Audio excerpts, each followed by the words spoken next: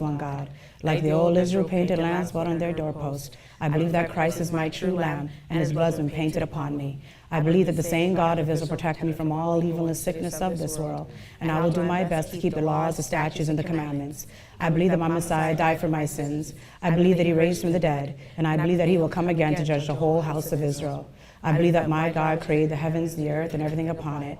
I believe in one God who's holy and righteous. I believe that the God of Israel is my Father. There's only one God. There's only one God of Israel, and I'll give my whole soul and body and spirit to the one God of Israel. For he is righteous, and he is my Father. Hear, O Israel, the Lord our God is one Lord. Selah and Selah. Amen. Woo, you guys may be seated. Very good.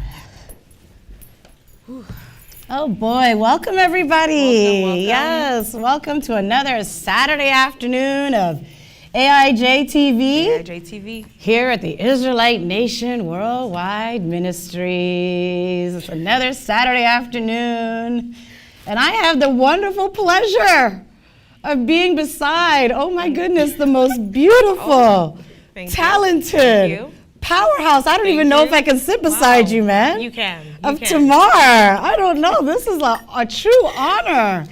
You know, normally Tamar's with big daddy with Elder Handel. So it's a true pleasure to be beside you today. I'm excited. I'm excited. Yes, I can't wait to hear your youthful perspective. Yes. I can't wait to hear what we're going to dive into because our topic today is what? Signs and seasons of the times. And how to endure. And how to endure that, right? So I am curious to hear how the young people are enduring. But I'm excited, and we got some faces in the crowd, old and new. Welcome, everybody. Welcome. It's a high time season, man. High time. A chaotic season. Chaotic season. Where should we jump into? Everyone's like, come on, guys, get to it. Where should we jump into? I think I want to jump into the craziness that has been happening for the past few weeks. Yeah. You know, what are some of the things in the news, guys, you've seen in the past few weeks that are it's just crazy?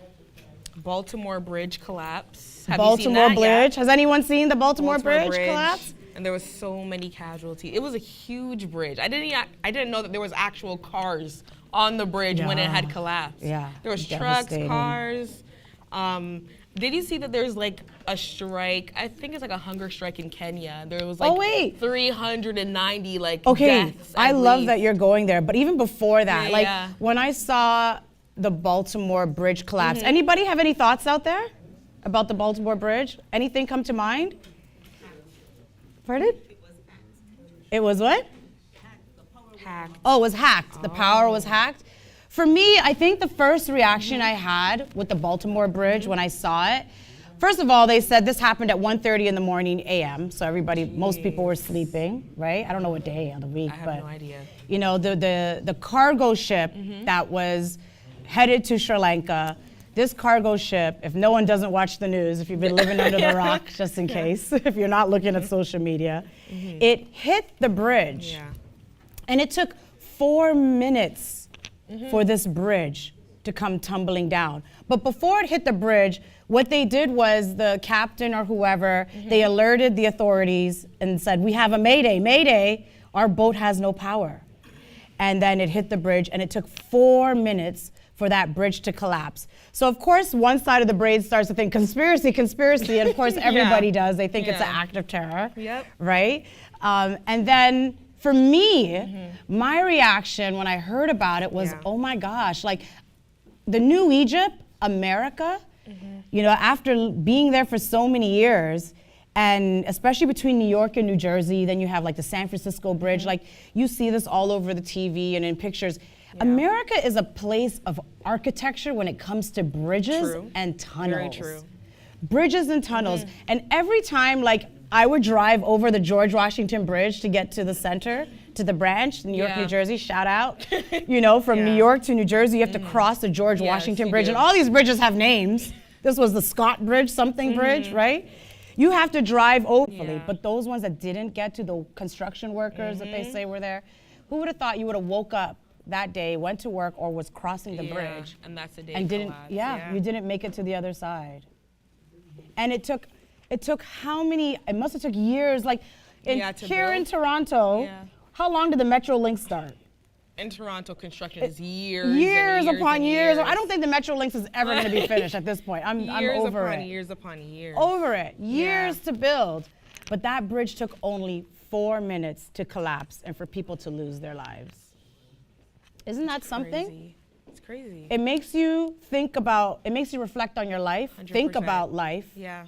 and think about tomorrow in terms of what am I doing now Yeah. for tomorrow?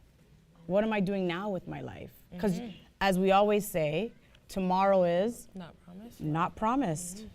Not promised, man.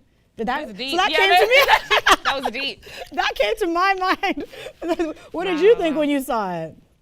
I was just in shock. I don't think I really thought about it that deep. Yeah. I kind of just saw it for like a glimpse second on the news and just being like, okay, like it's a bridge, it's collapsing, it's unfortunate. But then when they kept going, like, no, like there was cars on it. Yeah. There was trucks on it. I thought it was an empty bridge that just collapsed that day. I'm like, okay, unfortunately gonna take a lot of time, a lot of money to rebuild. But I'm like, geez, like what are the casualties like if there's everyday cars on this bridge, if there's trucks on this bridge?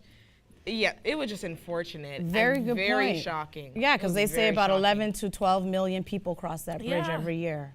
So every day crossing the bridge. You know it has cameras, and they're probably not reporting the accurate numbers, right? They say 6, but 100%. hey, who knows? Not accurate numbers. So yeah, that's the Baltimore Bridge for those of you. I'm sure you all saw it. What else is in the news, guys? Any? Diddy. Oh, of course that would come from a young person. Of course that would come from a young person. Much drama with Diddy. Like what kind of drama?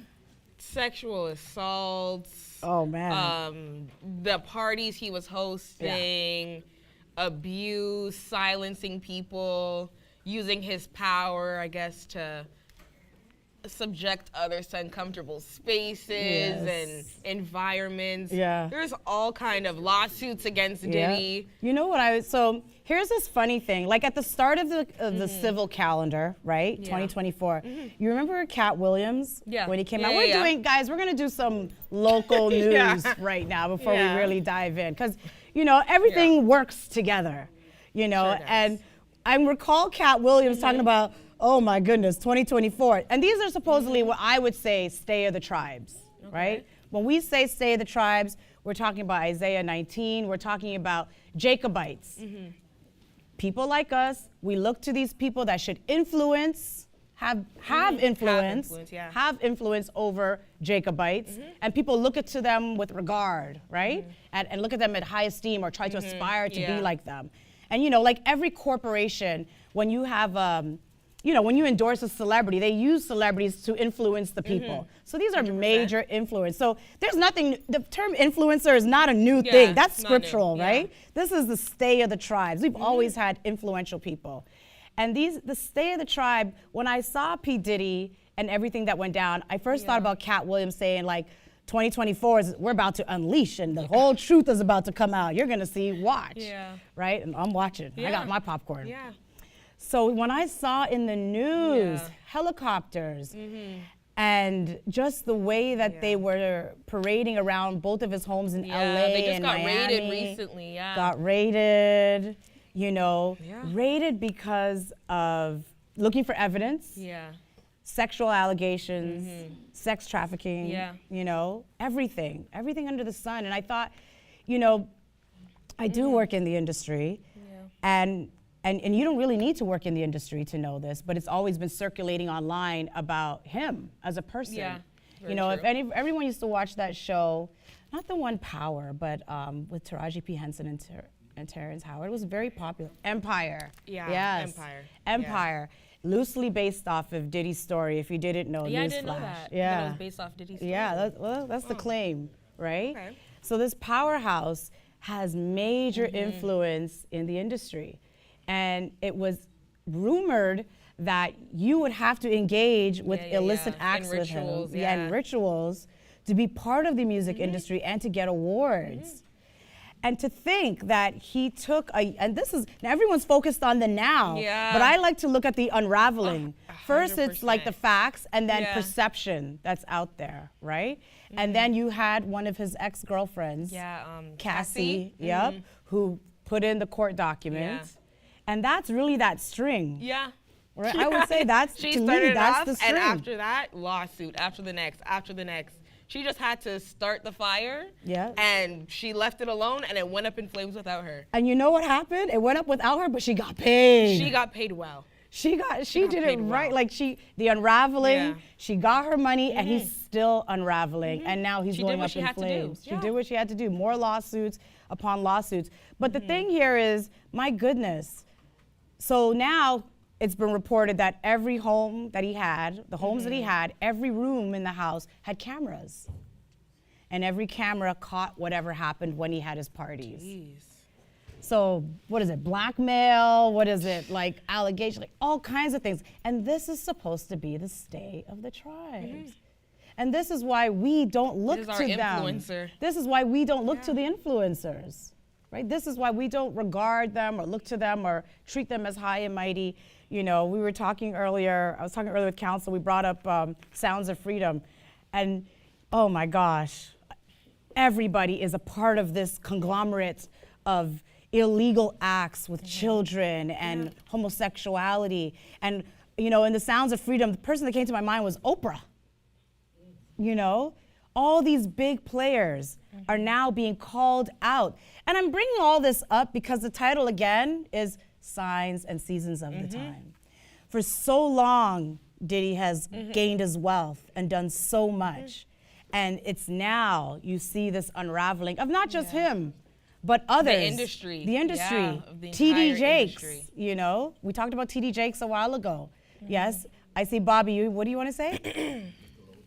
Oh, Nickelodeon. Oh, I miss Nickelodeon. Quiet on Set, the documentary that came out that basically the actors and all the child actors were like put in uncomfortable situations, were molested by like producers, by staff members, were spending time alone at these people's houses at like the age of like 10. Were forced to I saw one that was like forced to kiss like a 30-year-old man, and she was like 15, like in the show. But in the show, like she was like portrayed as like 20-something or whatever. But it's like my actual age in the show was like 15, and they were like, no, like if you don't, you won't get the job. Yeah, like if you don't kiss this 30-year-old man, like if you don't go along with the script, like we're gonna make sure you never get another role. We're gonna fire you from this job. Like even though this job is paying your bills, you can't stay here. And at 15, she was like, okay. And her parents, obviously, a lot of these things have to do with parents and what they allow their child really to be in. And the parents, it's all about the money. The parents were basically like, okay, like this job, like you as an actress pays our bills. So kiss the 30-year-old man. And that is like one example that happened on like every set. And multiple times, and being taken into trailers at young ages with staff members and crews and producers and set managers. And basically Quiet on Set was like, I guess, a documentary to kind of showcase, I guess, the real evilness behind the funny shows that you watch as a kid, behind the nostalgic comedy that you see now. It's like, wow, my childhood shows. It's like everything that was happening behind the scenes was pure molestation, pure just sodomy of little boys. And it was, it was deep. And the trauma they have now looking back at their childhood that was taken from them. And that's like, you just have to think that that's one kid that's maybe speaking out. That's a handful that's speaking out. What about the others that are not coming forth to say, I'm another survivor, I'm another survivor? Or in this present day and age, that's not saying I'm in this industry and I'm suffering as well. All the people that are not speaking out, that's what you have to look at as well. Like Cassie, like we said, striking the first match in the fire, and the fire going up without her. What about all the other people, like you said, in the history of P. Diddy's legacy and the industry that are not speaking out to what they suffered or the oppression they felt or being subjected, like I said, like to uncomfortable positions and spaces with these people. Imagine all the other kids that were touched or have trauma today or are not speaking about it. Like the industry, the entertainment industry period, whether it's a rapper, an actor, just everybody in a position of power, the elites, it's all just demonic and evil things and rituals happening behind closed doors. I couldn't agree with you more. And I think You're right, because and it's not the first time that it's been said within the industry. Yeah. And I'm going to pivot a little bit because there was another movie made, or again, same idea. You hear about the Catholicism, right, with the Catholic priests, and they've made movies on this as well. Yeah. And when they're found out with pedophilia or whatever, what do? And then they just move. They just transfer them from one shrine to the next shrine to the next shrine. And that's why I'm saying this is a global. It's a global thing. It's every a global elite, affair. every higher up, everything. So Elder Michael, I think has a question or a comment. Oh, okay, go ahead. Was Elder Shadrach correct when he started teaching and calling all the children of slavery to come home? Cross the bridge before it collapses. Is that what you're getting out of this? Are we right in what we're teaching? Cross that bridge. Is this the era of judgment? Is things going to happen? Or It's the era of judgment. This is what we're the chaos trying to unfold. is brewing. Yes, I just want to be sure because we could go on and on forever. But I just want to put everything in context to let us know that we're on the right path. We've said that tradition, not so much a tradition, but we've reunited the Israelites as they used to be back in the day of Moses. Absolutely. And maybe it's time that people should start to take, even Putin is confirming what we said. I was going to mention I don't that want to get too. into all of this. I was going to mention that too. Elder Michael. We're going to all right. get into Well, I'll leave the it. rest to you. Thank you. Yeah. We don't want to glaze over what's happening because, it's happening. Life is lifing. Life is lifing. Life is lifing. And even with that, it's been, so to what you were saying, my question is, us having this awareness, everyone in this room having an awareness, I'm curious, and if you were a Catholic person, I'd be curious. When you find these things out, what do you do? Do you continue to support? Yeah. Do you continue to attend that? I won't even bring them up, the shrine, but what do you do? Do you, as a young person, do you continue to go out and support and, I don't know, by a show of hands? Everyone in the room is going to say no now. When the music comes on the radio, you're going to bop to it? No, 100%, yeah. I'm real. I'm being, it's a genuine question. This is what they've done when they said the cancel culture. Yeah. Right? Cancel culture was pull everything off TV when with the whole Cosby. Did everyone still watch the sitcoms with Cosby? I still watch. We bought the whole series. I still tried to find it. Right? Yeah. When Michael Jackson music comes, okay, let's go R. Kelly music. Did everyone still bop to R. Kelly? Sure did. I'm curious. Michael Jackson? So it becomes these major spotlights, and it's for this impact of emotion, and you see it, and whoa, wow, oh my gosh, the shock, panic, right? The shock value of it all. Yeah. And then you just go back about your daily lives. Yeah. Like you said, the Baltimore bridge collapsed.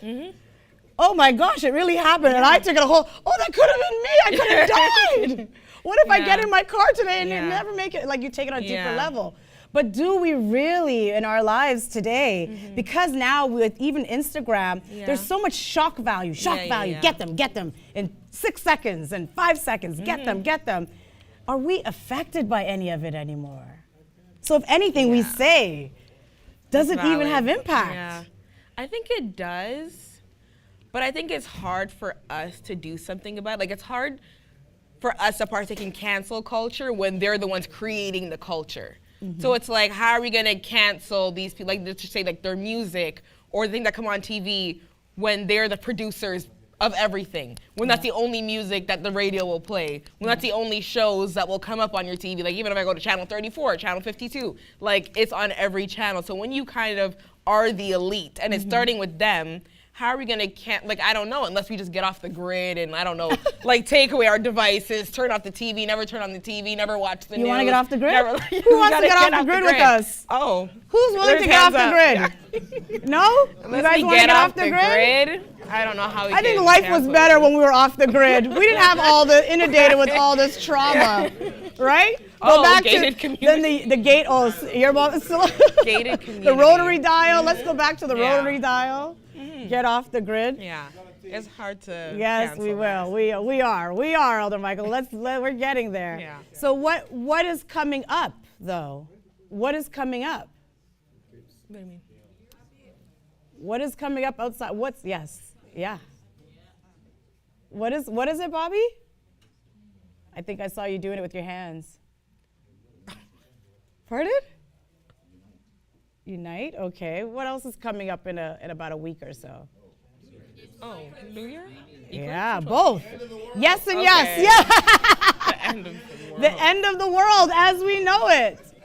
The end of the world. Come on, you guys have to have seen that. Yeah. Who's waiting for the big show? By a show of hands, who's going to be watching the solar eclipse?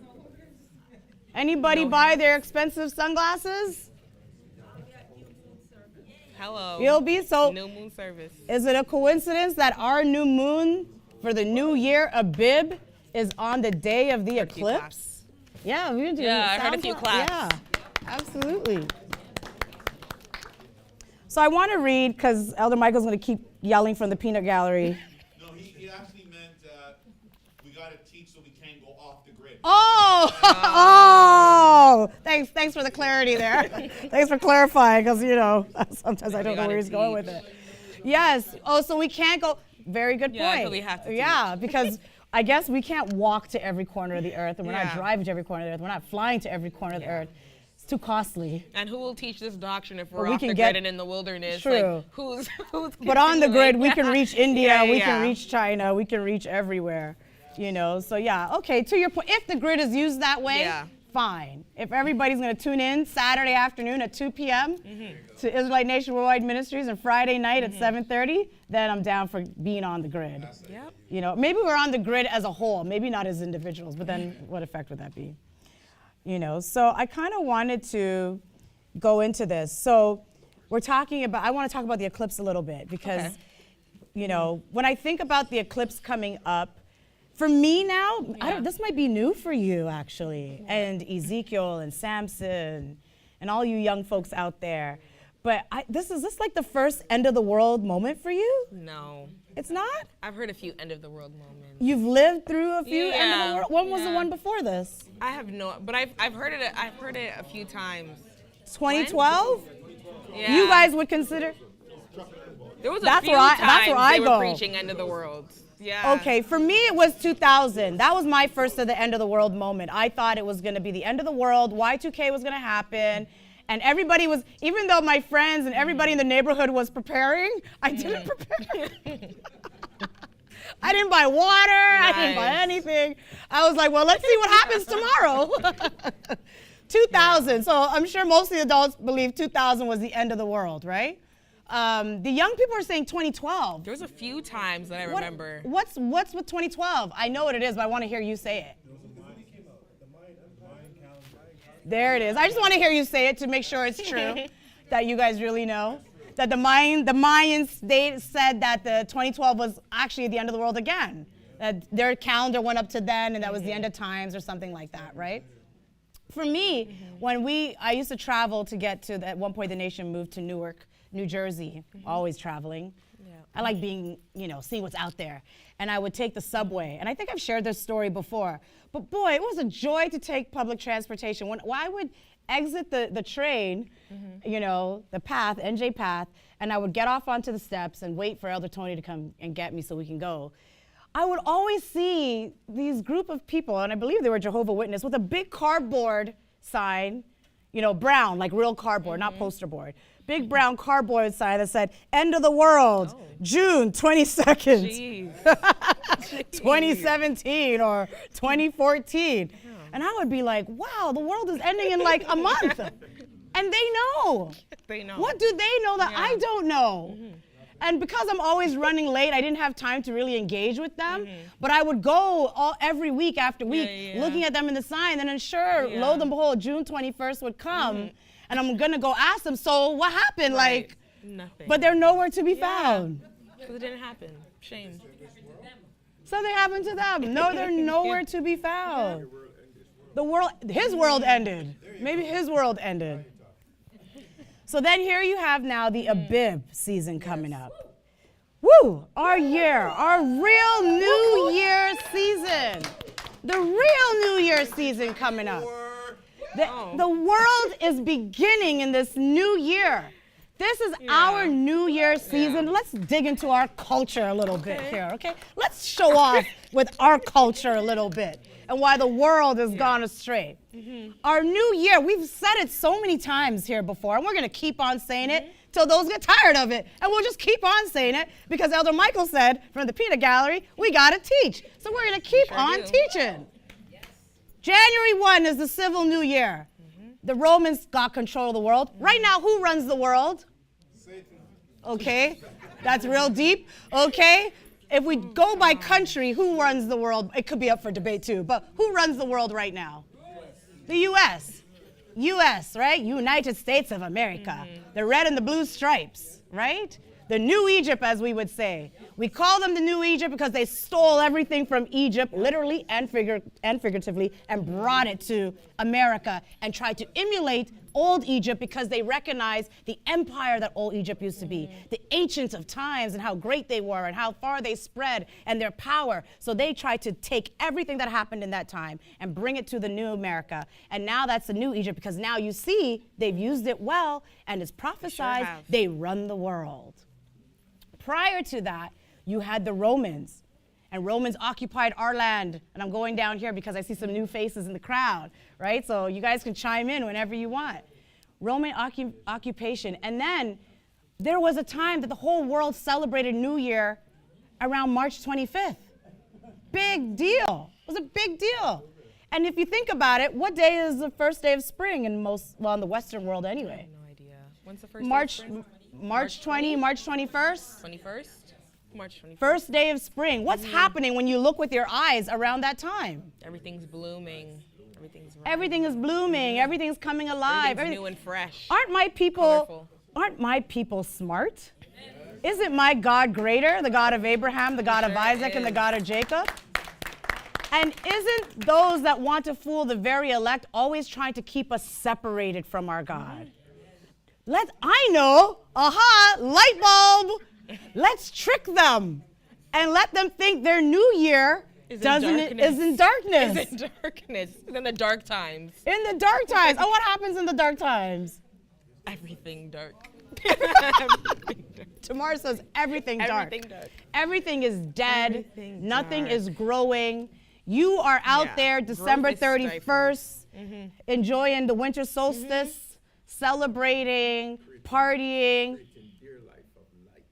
creating dear life of light. You want to expand on that? Okay, so there's Christmas trees and all of these blooms that they create. Yes, you're creating your imitation of light. Okay. Yes, I get you now. I'm on the same page. So you spend all your big dollars to go worship on January 1st, the god of Janus, a Roman god, right? At midnight. From Elder Harriet. Elder Harriet says at midnight. You wait for the stroke of the clock at midnight to do your buffoonery and worship that God. And then when the real chosen people come to tell you things that are, they say common sense is not so common, but geez, when you see with your own eyes things that are logical without there, you see the trees coming alive. And not only you see this burst of energy around you. Like even today, the sun is shining, right? Even you.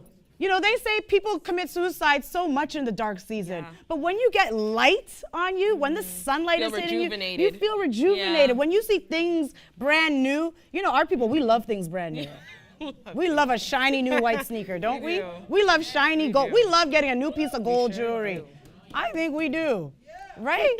Is that right? Do you agree? Our people like to look good. They do. You get a burst of new energy. You might just go out and buy a whole brand new outfit.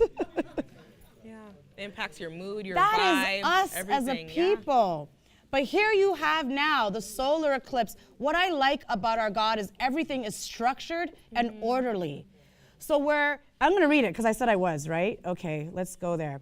Hear ye the word which the Lord spaketh unto you, O house of Israel. We usually do this at the latter end of the year, but we could probably do this every time something happens in the heavens, right?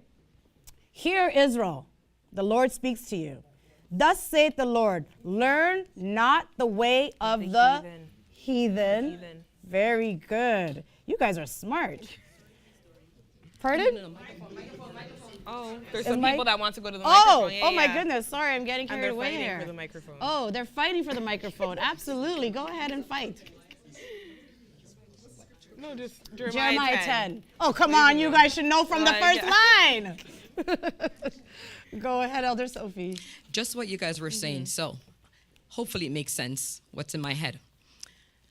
Just comparing the dark time to the light. So then I was thinking, because you guys were talking about what happens in the darkness, all hell breaks loose, really. Yeah. But then I thought,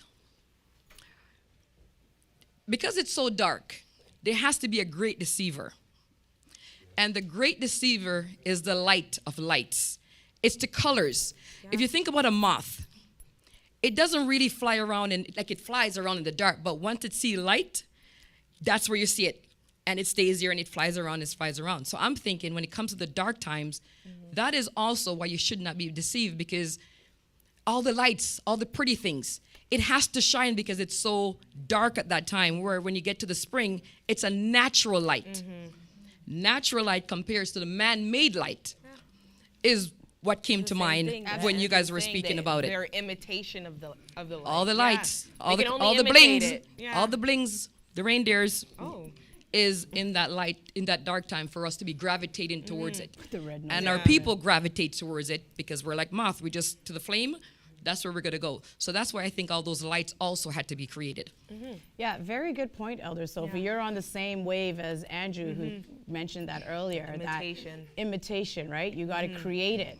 Here you have natural life that's natural to you, but you got to now create it and worship the creation. Yeah, the lights, the catchy songs, you have to make it attractive because it's not already attractive. So you have to dazzle it up, force people into it, right? Go ahead, Elder Michael. So if next week is God's New Year, the beginning of 2024, would that mean that January 1st is Satan's New Year? Absolutely. I think you might be onto something there. Just asking. Yeah, we're answering, yes. Sorry, it's actually Halloween time.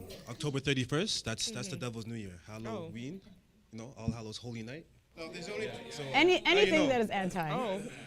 Well, that's confusing, but it makes a lot of sense. Okay. Well, right. But just to add to your point, Halloween is the Devil's New Year. It's called Holy Night. Hallowed be thy name. You know what I'm saying? Yeah, ween night. Yeah. It sets the tone. It begins the whole darkness. Okay, I get that. I got that. But New Year, right? January 1st, Devil's New Year. April 8th, right? New Year of the God of Abraham, Isaac, and Jacob. Yeah. Because one is life, the other is death. Absolutely. One is light, the other is darkness. One is spring, the other is winter. You see, I'm just asking. I mean, I don't know all the answers, so I'm asking the question. It sounds more like a statement. Yeah. Thank you. Yes. Yeah. Agree. So absolutely, I agree with everything you guys are saying. We all know this. But, I want to go back here with the signs of the time. We talked about darkness. We talked about light. You talked about the moth being in the light. We know that darkness attracts light. I want to continue this scripture. So I'll start again. Hear ye the word which the Lord speaketh unto you, O house of Israel. Thus saith the Lord, learn not the way of the heathen, and be not dismayed at the signs of heaven. For the heathen are dismayed at them. I'm going to stop there because the rest can go into cutting down the tree and decking it with gold and silver and worshiping the tree like Andrew was saying and putting the fake lights on it. Yeah. And now you've taken this live thing and now bow down to this created image. But I'm going to stop here. So it says the heathen look for signs. They look up to the heavens. They are dismayed. But we are not to follow and do this thing. And I want to talk about the solar eclipse. Really want to get into it. What is happening April 8th from where to where? All the scientists, anybody go on NASA's website and everything in the world? Like everybody, I think it's starting in Texas? I'm not sure where it's the solar eclipse path. The solar eclipse path, it's going from one end to the other end, even crossing over into Canada. So the last time they had this big solar eclipse was in 2017. And in 2017, it was about a couple of seconds or minutes. Here they say it's going to be a couple of hours. And this is the sun. Couple of hours? Yeah, that's why it's a big deal right now. And the solar eclipse, as we know, is the moon blocking the sun, right? They say it's going to span for a couple of hours. If you want to watch it and enjoy it, buy the $1 million sunglasses and enjoy. The children, the public schools are saying to keep your children at home because they don't want anything to happen to the children.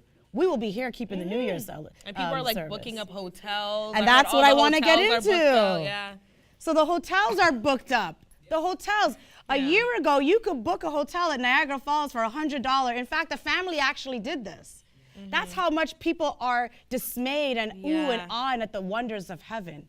This family a year ago, here in Toronto, booked a hotel night at Niagara Falls for $100 a year in advance so they can enjoy the solar eclipse. A year in advance. A year in advance.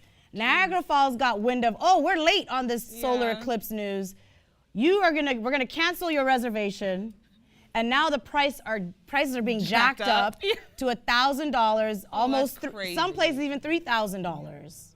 That's insane. Where you are going to have an influx of Canadians and Americans and who knows from all over the world traveling to this destination spot to watch the solar eclipse. Michael. So I have a little question because what you're saying makes a lot of sense, but I just have to get some clarification. So what I've seen in the news, they show the sun and the moon traveling across the earth. Is that true?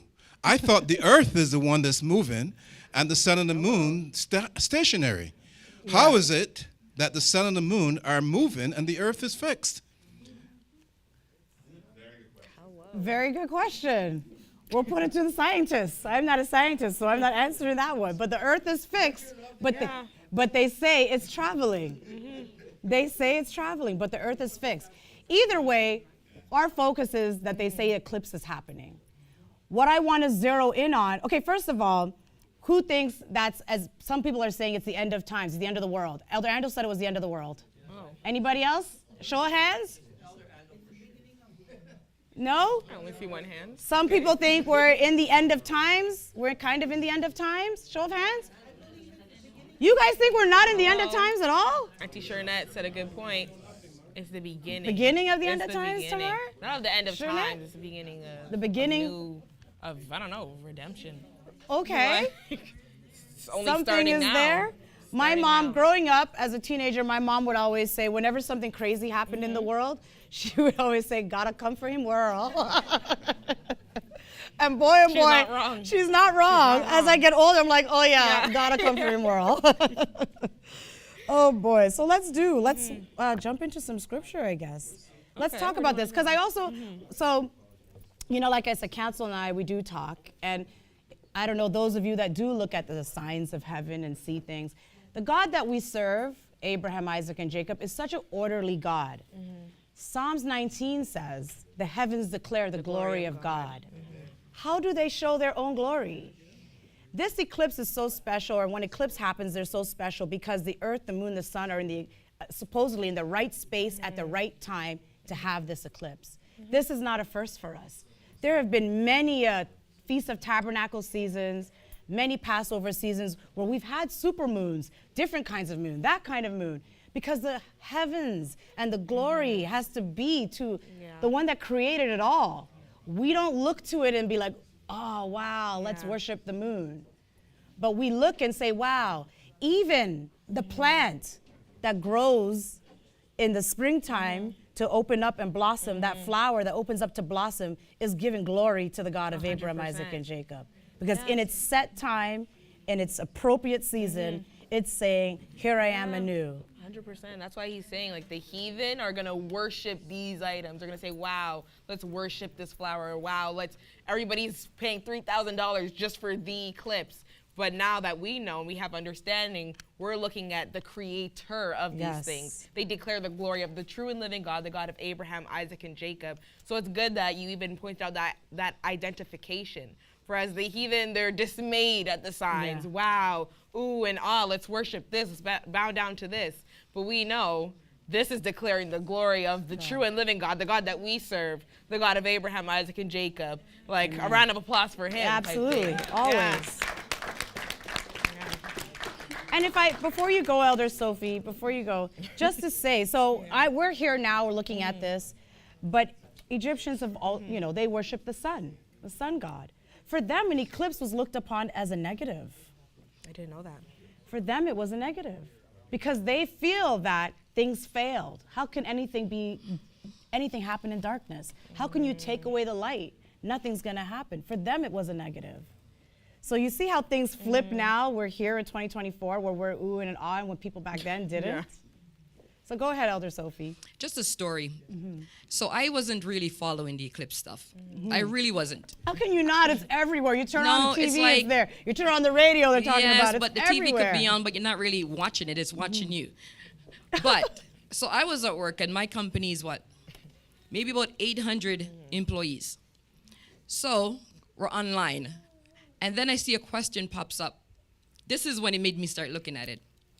So somebody is asking if they could shut the company down for April the 8th because of the solar eclipse. So I'm thinking, what are they even talking about? Because this is huge. I mean, even we had COVID and it wasn't as bad as this for some because everybody knew what was happening. But to ask a company, you're just an employee, to shut down the company, you know why? Because they said schools are going to be closed. Who's looking after our children? We got to protect them.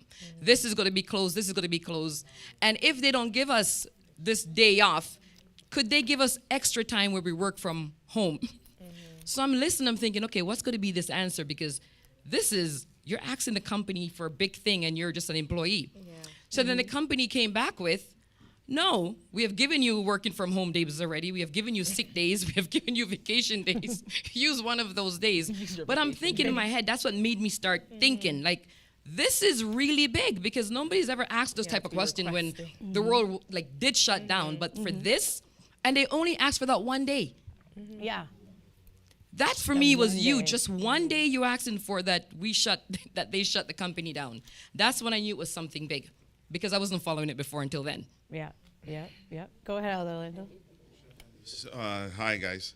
So you're on Jeremiah 10, and you guys are making mention that we should not observe signs in the heavens.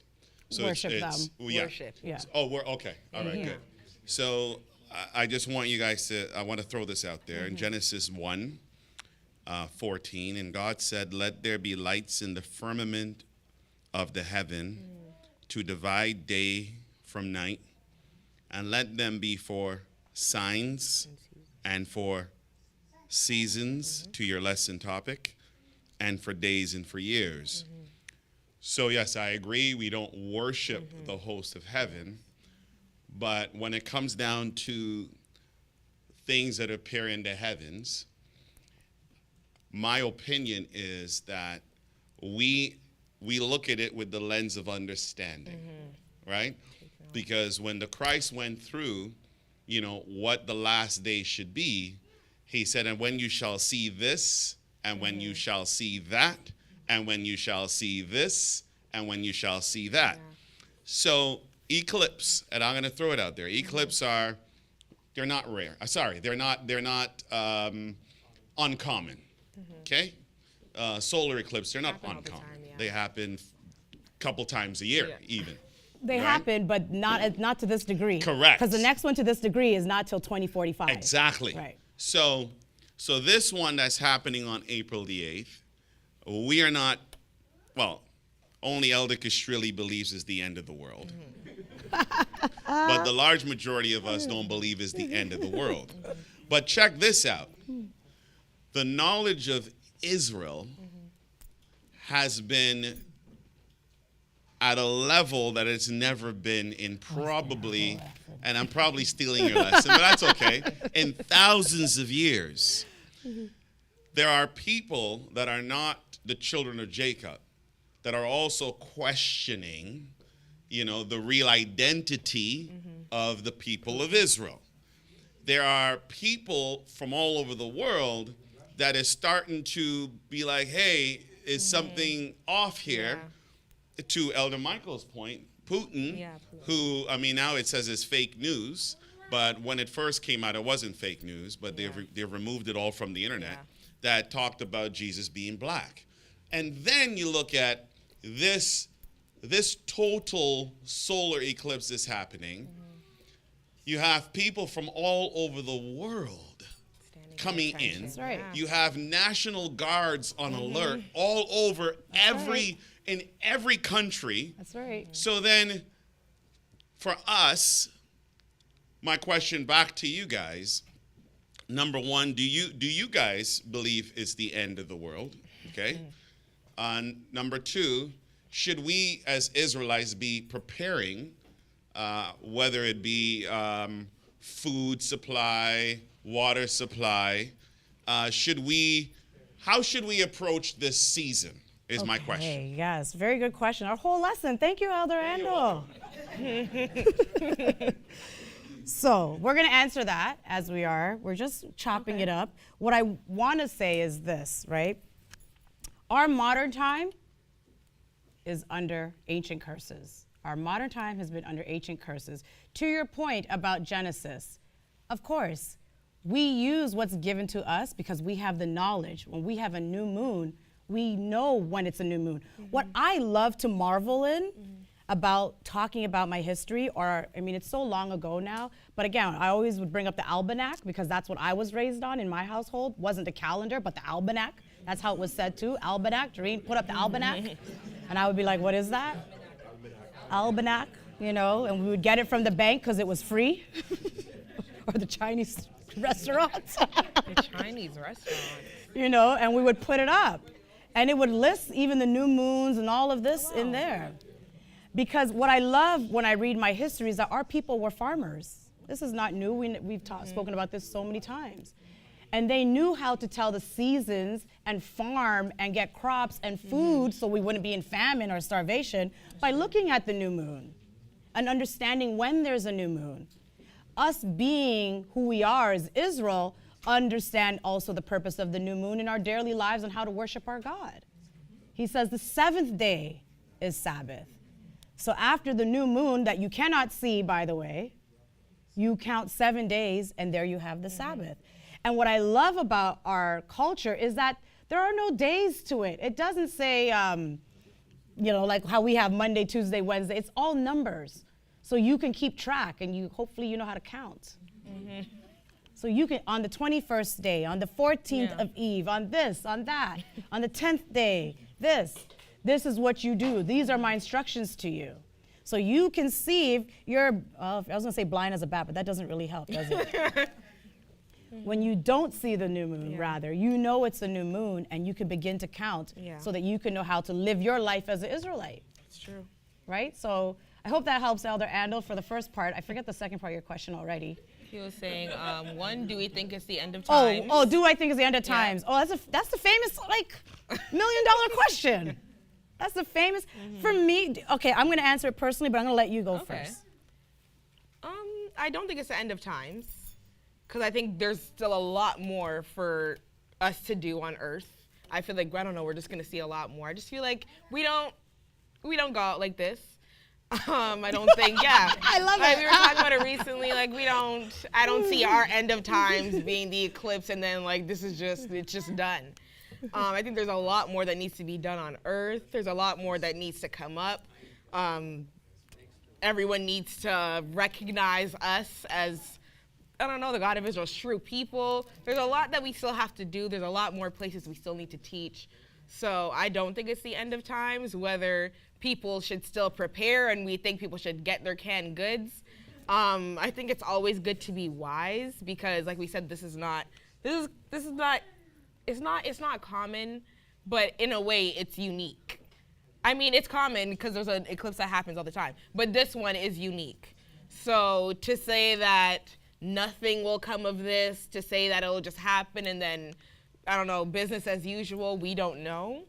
So because we're not, familiar with this, because the heavens do tell signs, it's good for us to take notes, be wise.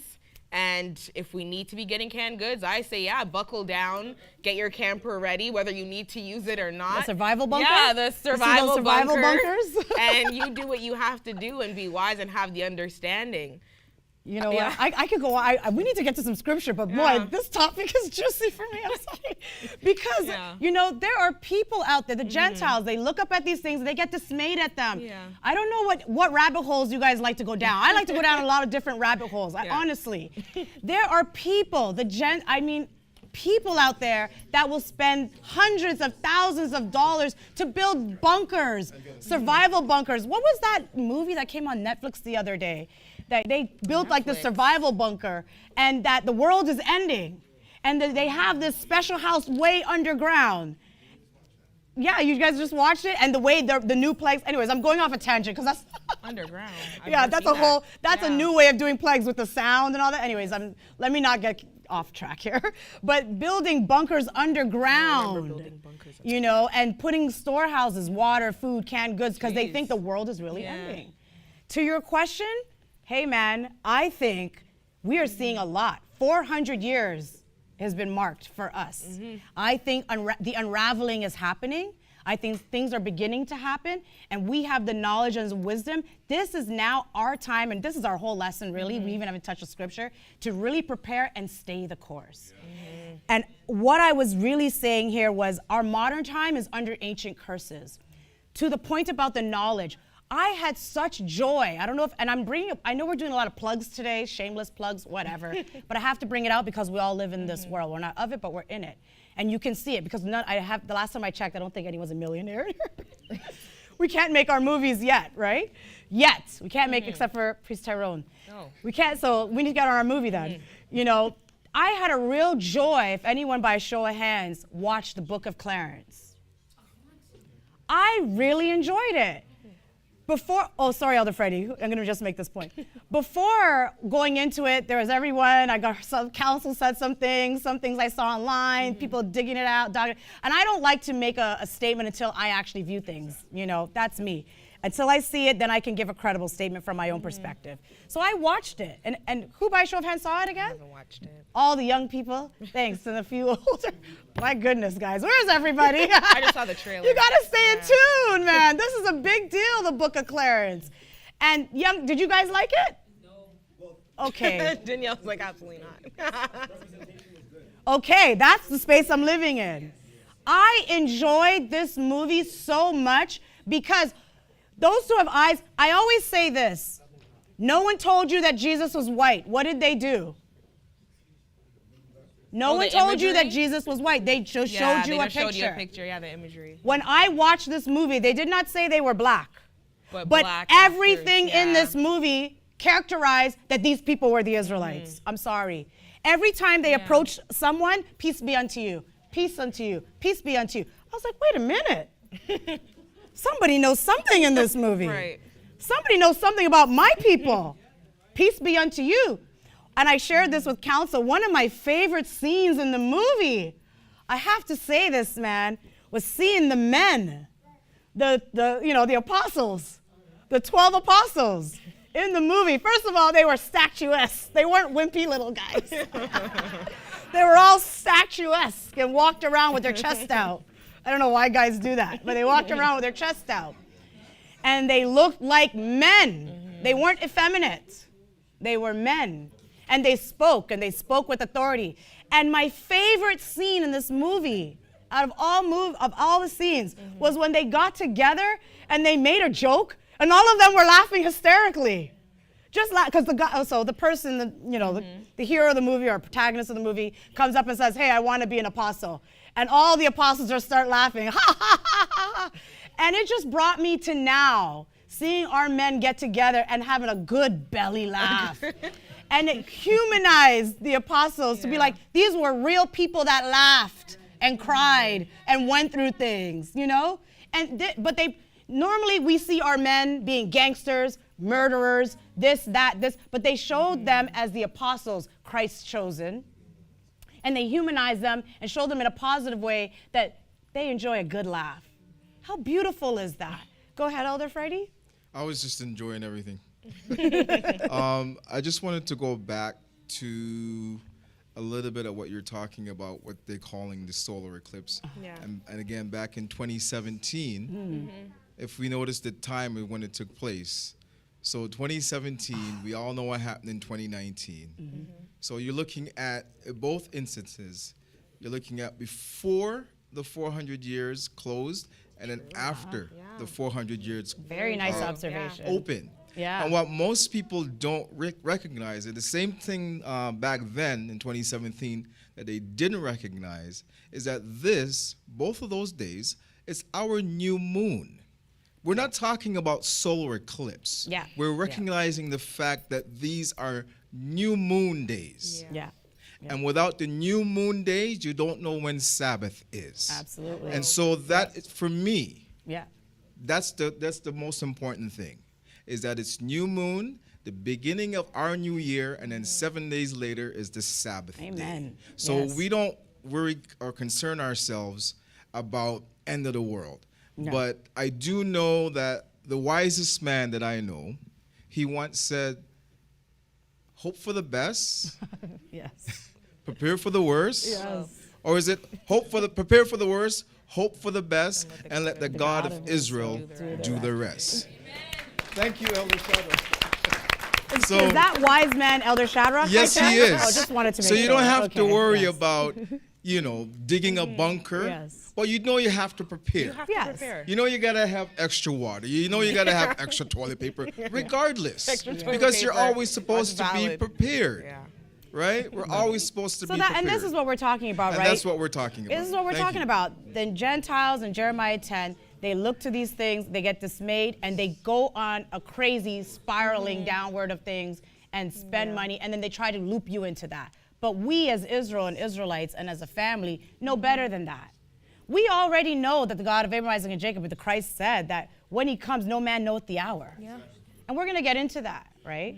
No one, so we can't say, like the guy, when I would see with the cardboard box, June 21 is the end of the world. We're not going to, we have not said that. We have never said that. And we will not be doing that. What we will be doing, like I said earlier, is staying the course. Because we know what's happening. 100%. I'm going to get into this real quick because, again, I see some new faces here. It says, and I was saying this, our modern time today is under ancient curses. What I mean by this, I'm going to read from Deuteronomy, and I'm going to go into the middle of the chapter.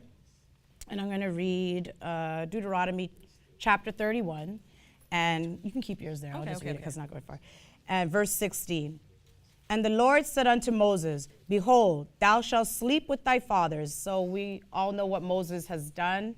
Moses has freed the Israelites from Egypt, brought them into the wilderness. They're supposed to go into the promised land, right? And the Lord said unto Moses, behold, Moses, you shall sleep with thy fathers, and this people meaning the Israelites, will rise up and do what? Go whoring after the gods of the strangers of the land. Where do they go to be among them? And will forsake me. And they will do what to him? Forsake me and break my covenant which I have made with. Are you saying the God of the whole world, the God of Abraham, Isaac, and Jacob, made a covenant with Israel, a certain people? He did. Okay, just double checking. He says, when you die, Moses, they are going to go after other gods and serve them, and they're going to break the contract, the agreement that we have with each other. I made this contract with them. I chose all the families of the earth. I chose Israel and said, we are a family, and they're going to now serve another daddy. Then my anger shall be kindled against them in that day. Oh gosh, you don't want the wrath of our God. And I will forsake them, and I will hide my face from them, and they shall be devoured, and many evils and troubles shall befall them. So they will say in that day, are not these evils come upon us because our God is not among us? And I will surely hide my face in that day for all the evils which they shall have wrought in that day. They are turned unto other gods. Now therefore write ye this song for you, and teach it to the children of Israel. Put it in their mouths, that this song be a witness for me against the children of Israel. Our modern time, we have been under those ancient curses because we went Against our against our God, a whoring, doing Christmas, serving another God, like we just read in Jeremiah 10. Sure did. Right? Today, what is it? Yesterday, Good Friday. What is our people, especially those in the Caribbean, what did they all do yesterday? Bun and cheese, hot cross buns, all that, right? They all celebrated Easter, right? Worshiping that God. And that's what they all, and we have been suffering because we keep on doing that. We keep on doing that. And that's why we are in the way that we are today. That's our plight right now. And it's up to us now, like it was said. Yes, we like to be on the grid because it's not until we get this message as a people to the four corners of this earth where we are scattered to teach this truth and this doctrine that we will, it's written, so it's going to happen, be back on top the way we're supposed to be. Right? Yeah. I think we should definitely go to Luke 21. Yeah, let's go there. But before we even go there, another thing that just pointed out to me, which might be a little off topic, but it's still in the theme, is that when you're reading that, that's in the time of Abib, that's in the time of Adar going into Abib. So even thinking what was happening historically with our people during that time, like that was when, like Adar, we have adversaries against us. We have chaos in the land with our people. But then it ends in triumph with the Lord answering the prayers of his people and Queen Esther saving the day. We just had triumph. that, yeah. When you have Abib and we're in the land of captivity and we're praying and we're enslaved, and then you have the God of Abraham, Isaac, and Jacob answering the prayers of his people and delivering us out of the land of Egypt. Like, this is the time that we're in when we're talking about all the chaos. This is the time of our spring cleaning. Yeah, like, I this love happens historically for us when we're seeing all this chaos, especially to do with our people and the Jacobites. Like, this is the time of our spring cleaning. From Adar and Abib, like, those are always two key months for us historically and now of adversaries against us, war in the land, chaos happening all around us. But a common theme in both Adar and Abib is the God of Israel will seek out his people. He will deliver us. Amen. He will be with us, and redemption is coming for us. Amen. Amen. Well said, Amar. I like that. And you know what? I'm going to steal from you? What? Spring cleaning. Yeah, spring cleaning. This is his spring cleaning. I like that. This is purely spring cleaning. Purely spring cleaning. All right, let's go to Luke. I feel like Luke 21 kind of just speaks on the same thing that we're talking. Before we go into actual stories, before our time is up, because we're just like, I know. Yeah, before we go to actual stories. Luke 21. You know, because we know our history. We do. So sometimes we can just speak from the heart about our history. And that's what I love about us and our discourse, because we just know it. It's in us. It's in our inward parts, like it says, the new covenant, in our inward parts. So we can just speak to it because it's so juicy that way. All right, while you go to Luke 21, I think I'm going to interject from time to time, because as we know, each writer wrote from their perspective. So as you do Luke 21, I'm going to go to Matthew 24, and we'll interject that way. That's something new, I think. We'll try, right? Let's try. Let's see if it may work. It may not work. Let's see what kind of chaos we get into. Yeah. With Luke 21, I feel like we should just go from like maybe verse 4. Okay, go ahead. Okay. For all these have of their abundance cast in unto the offerings of God, but she of her penury hath cast in all the living that she had. And as some spake of the temple, how it was adorned with goodly stones and gifts, he said, as for these things which ye behold, the days will come in which there shall not be left one stone upon another that shall not be thrown down. And they asked him, saying, Master, but when shall these things be? And what sign will there be when these things shall come to pass? And he said, Take heed that ye be not deceived. For many shall come in my name, saying, I am Christ, and the time draweth near. Go ye not therefore after them. Okay, let's stop there. So much was said there. So, wow. Okay. So we have you started at verse 4? Yeah. So here's this woman, right? She cast her lot, her I guess her mites, right? To worship and to pray, and it was all that she had, right? It was gave everything that she had, because she was dedicated and steadfast, so that her prayers would be answered, right? Yep. Even when she had nothing, she just gave it all generously, She didn't have two minds. She just gave with one mind to serve her king. All right? And then you came down to, so I'm talking about that. And then there's the reality of what's really happening with the temple. And as some spake of the temple, how it was adorned with goodly stones and gift, he said, as for these things which you behold, the days will come in which there shall not be left one stone upon another, that shall not be thrown down. Mm-hmm. Can you imagine? Oh, I don't know if I can imagine this, though. I don't know if we're going to get through this. That's what I'm thinking. I'm trying to find like the exact verse. I don't know if I'll get through this because I like to be in the moment and paint the picture. Here is the Christ sitting with the apostles, and he says, this temple, yeah, it's adorned, it looks beautiful, adorned with gifts, stones. You like it, huh? Yeah, okay. Stone by stone, it will be thrown down. And the apostles are sitting there like, what do you mean? Yeah. All this, can you imagine you're sitting in a big looking castle or temple, and you're like, what do you mean all this is going to be thrown down?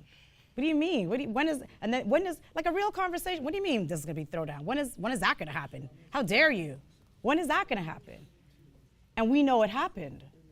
We know it happened. It has happened. So much so that when Titus came, that even before Titus, that they even put pork on the altar and offered it up to God. So many things they did, right?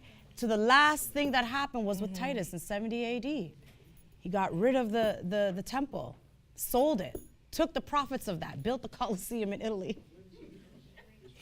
Oh God, I so regret going to go look at that thing. You know? But here, we don't know that. Yeah, Elder Cheryl, you remember that. I don't know, we gave money to a very bad thing. You know? But you go there, to that point, we go there, we stand, ooh and ah, and at it, look at this thing. Not knowing it's built from the prophets from our temple. When Titus came and destroyed our people, one of the last things to go obviously was our temple. Man, that is emotional a little bit. And then we are looking at and I've talked about this so many times, right? Elder Cheryl, you went and touched the stone that was erected for him, for Titus. She said, sorry. The arch that was put there. She said, not me. In honor of him for doing a great thing. That wasn't our great thing. Yeah. You know? So it happened. Okay, you want to continue? I feel like, go ahead. Because 28, so we have to, I don't know if I should speed read or like skip some verses. Maybe skip some, yeah. Okay. Yeah, so it's talking about how you'll see some wars and commotions, but don't be dismayed, don't be terrified, keep strong. Oh, where are you going to go to? What do you mean? Okay, so go ahead. but keep strong. And then said he unto them, nation shall rise against nation and kingdom against kingdom. Yeah. So we can see that. Yeah, we can see that happening right now. There's we've wars and commotions. This is the time. Wars and commotions, chaos. What were you saying about Kenya earlier? Oh yes, I believe it's like a hunger strike that's happening in Kenya, and like 309, like they've counted. And they haven't even finished counting, but right now I think the number's at like 390 dead bodies are in Kenya because of this hunger strike. And I was like, geez, like 390 bodies. Like it's a famine. Yeah, I think it's a hunger strike against their government. Oh, wow. Or like, I think it could be religious, because I think they were calling it like a cult and this, but 390 bodies and counting is no little number, and happening with the Kenyans. I was like, geez, like just chaos all around, commotion all around. The wars, Palestine and Israel, and you seeing kingdom against kingdom. Like it's talking from you saying like historical and generational curses and everything. Like this is what is being spoken about in Luke, like chapter 21. We're seeing that happen in the present day and age of wars and commotions, kingdom against kingdom. Yeah. So it's saying like, don't be terrified. Yeah. Like hold on. My interest, you know, they constantly show Gaza and Palestine. The one I'm most interested in that I get enjoyment out of is Haiti. Anybody ever see Haiti come on the news? No? Haven't seen Haiti. Oh wow, they are running wild in those streets. Just how they are trying to overthrow the government and the coup is in government and all of that and the fake election. My goodness, now I haven't been that close to it, but it is a joy to watch. Like, wow, look at those people go. They technically are people. Okay, continue. So I'll read this and then I'll skip a little bit. And great earthquakes shall be in diverse places, and famines and pestilence and fearful sights, and great signs shall be there, shall there be from heaven. And it shall turn to you for a testimony. Settle it therefore in your hearts, not to meditate before what ye shall answer. Okay. For I will give you a mouth and wisdom which all your adversaries shall not be able to gainsay nor resist. And ye shall be betrayed by both parents, brethren, kinsfolk, and friends, and some of you shall they cause to be put to death. And ye shall be hated of all men for my name's sake. Oh, I'm going to stop you there because I said I was going to interject, right? Yeah. So it says in Matthew 24 at verse 8, all these are the beginning of sorrows. Yeah. Then shall they deliver you up to be afflicted and shall kill you, and ye shall be hated of all the nations for my name's sake. For my name's sake. Then shall many be offended and shall betray one another and shall hate one another. And many false prophets shall rise and shall deceive many. And because iniquity shall abound, the love of many shall wax cold. But he that shall endure unto the end, the same shall be saved. My thing here is it says, and many false prophets. Many false prophets shall rise and shall deceive you. We talked about the state of the tribes earlier. We talked about, a couple of weeks ago, I think Elder Shadrach was talking about the guy in Kenya again. I believe it was Kenya. With the Jesus that had all his, the apostles had Job and Noah and all of that. And then recently is it Guyana? I'm not sure. He talked about another Jesus that wanted to walk on water. Told everyone he could walk on water. But then when they held him to the charge and tried to make him accountable, said, okay, well, prove us that you can walk on water. He ran to the police station for help. And he's been hiding out there since.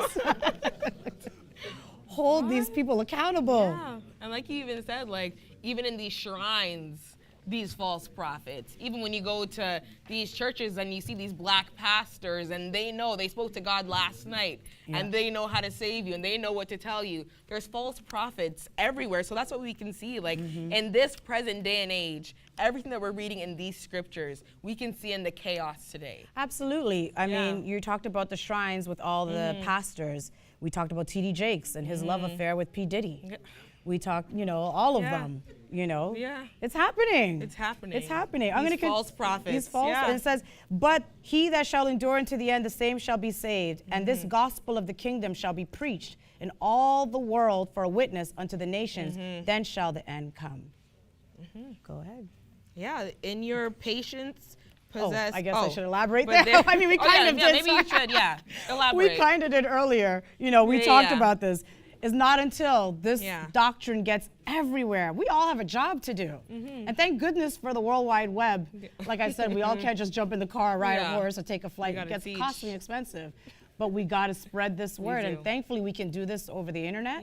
And we have reached people in Germany, in India, in Russia, and all different places where inquiries come from. It's a beautiful thing. So much so that we now have remote brethren. Like, it's true. Wow, it's true, yeah. That will all come here for Passover soon. Isn't that exciting? So we got a job soon. We're going to keep on doing it. All right. 100%. How about you continue with Luke? The same theme of that, but there shall not a hair of your head perish. In your patience possess ye your souls. And when ye shall see Jerusalem compassed with armies, then know that the desolation thereof is nigh. So we're seeing the chaos right now happening in Jerusalem.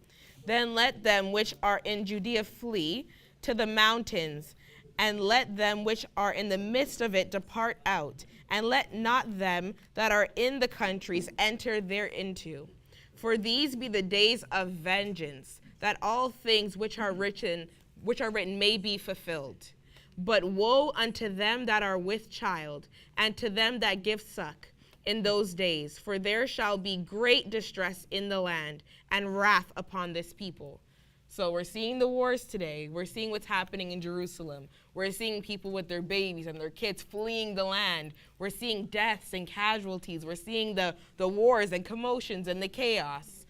And then it's talking about woe unto them, because this is a time of desolation. This is a time of judgment. Yeah, and I feel like that what we witness is basically nothing more than, it's compared to what else he can do in terms of wrath. That's true. You know what I mean? Yeah. When we hear his voice rumbling, we're already fearful. Yeah. You know, I just feel like you get to see some of this, fine, but it can get worse.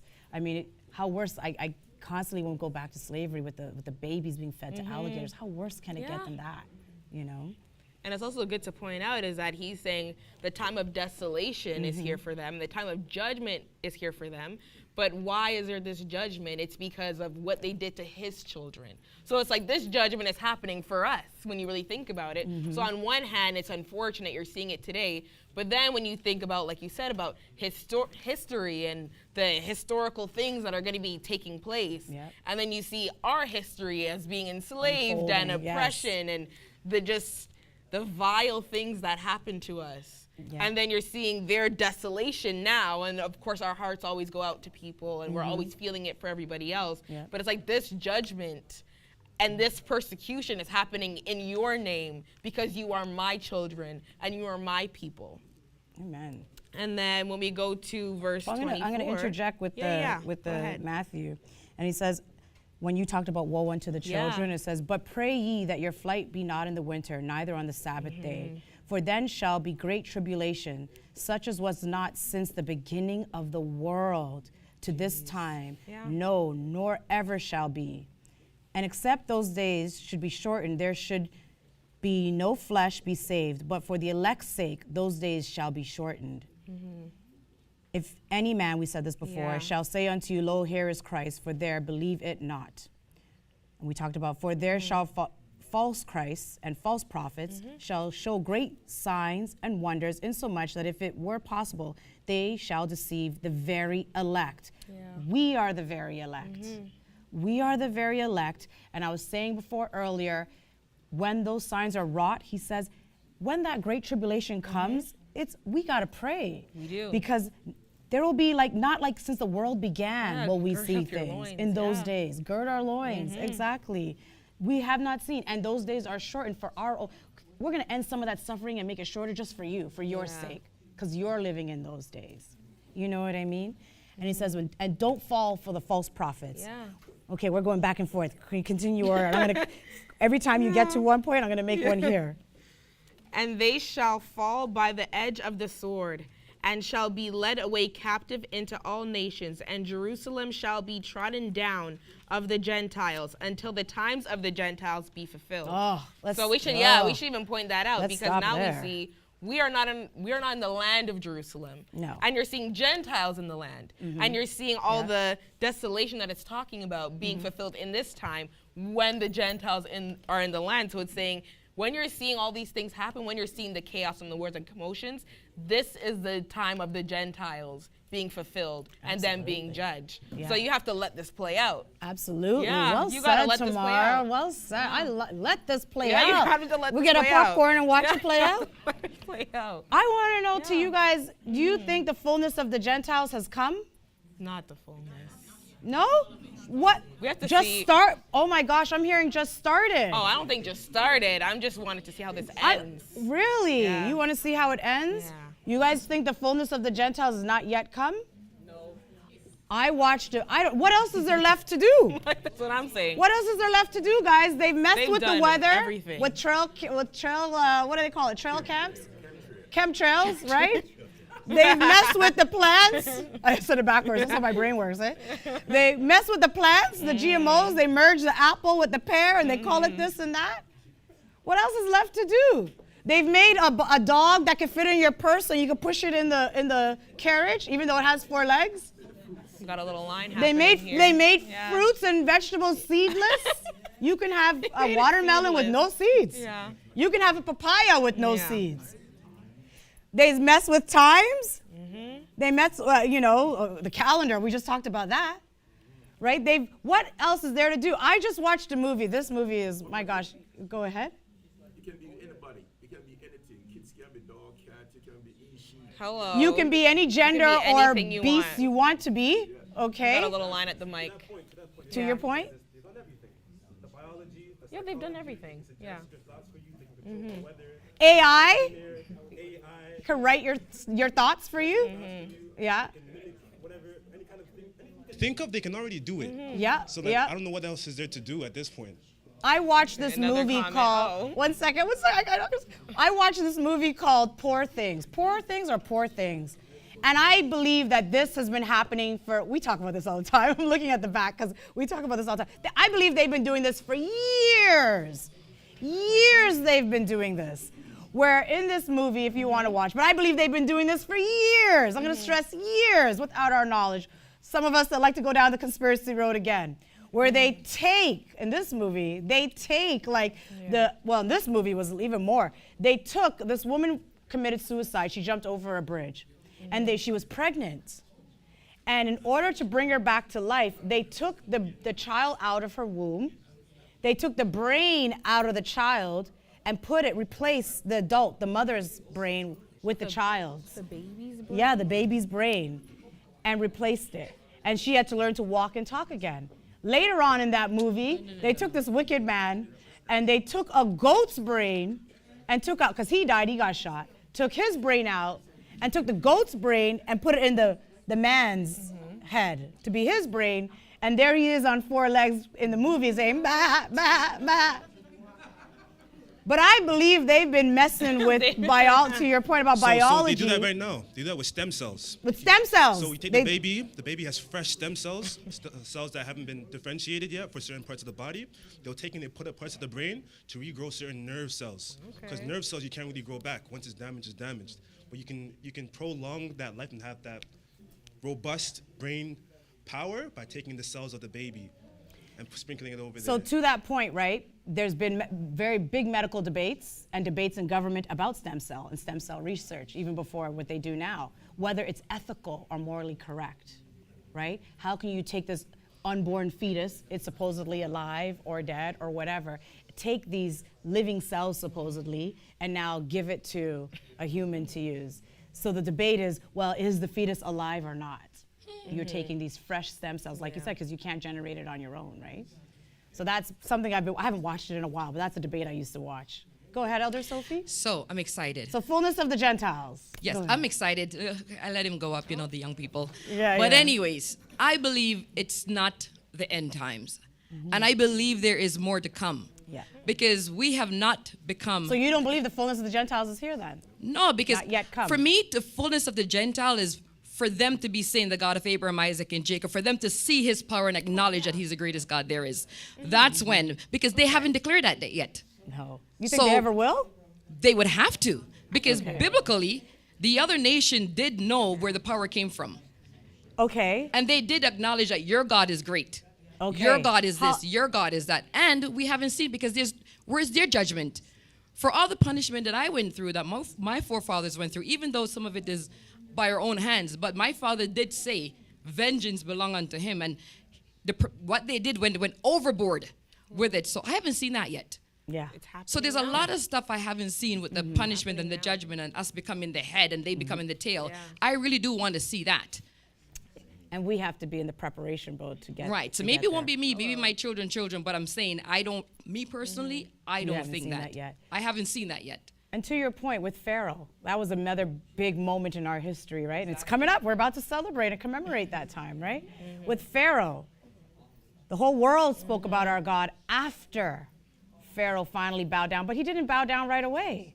It took plague after plague after plague, and then he probably didn't believe plague after plague after plague. It wasn't until the last plague, right? It wasn't until everything started dying back to death around him, his own firstborn, that he's like, okay, your God is truly God. Yeah, and then the rest of the world, you have to feel it. I'm saying we have to just watch how this plays out. Absolutely. We have to watch how this plays out. Absolutely. All right, you want to continue? Okay, yes. So verse 25. And there shall be signs in the sun, and in the moon, and in the stars, and upon the earth distress of nations with perplexity, the sea and the waves roaring, men's hearts failing them for fear, and for looking after those things which are coming on the earth, for the power of heaven shall be shaken. And then shall they see the Son of Man coming in a cloud with power and great glory. And when these things begin to come to pass, then look up and lift up your heads, for your redemption draweth nigh. So I feel like that's where I want to end in Luke 21, because it's saying we're seeing everything that's happening right now. But like we said, you have to prepare. You have to see how this plays out. Let the time of the Gentiles be fulfilled. And when you see, like, you have to have a checklist. When you're seeing, okay, slavery happened, check the box. Wars and commotions, check the box.